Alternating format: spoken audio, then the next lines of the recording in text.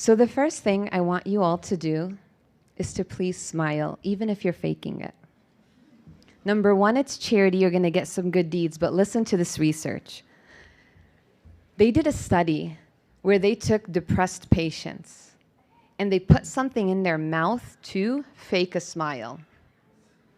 And they scanned their brain throughout the whole process. And it just took about 4 minutes of a fake smile to actually turn the parts of the brain that registered sadness off and light up the parts of the brain that registered happiness. And I can attest to this. I remember one time I was having a horrible day and I had to go give a lecture and I couldn't cancel. And I got into my car and I was crying. I'm driving to go give a lecture and I am crying. I get to it was a mass youth center.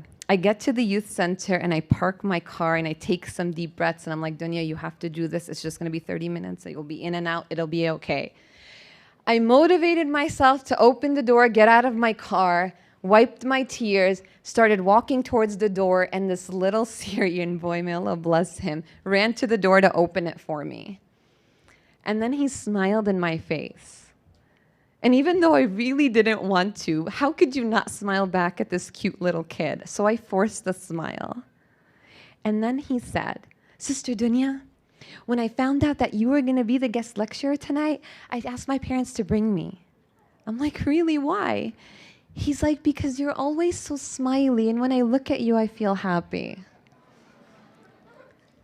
By Allah, I left that gathering and my whole day, all that was stressing me out, went out the window and I went home so happy, subhanAllah. So smile.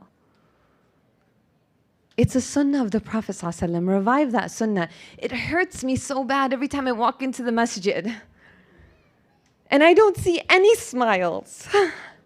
Like, we're the ummah of smiles. We're the nation of the Prophet ﷺ, who the Sahaba said we never looked at him except that he was smiling.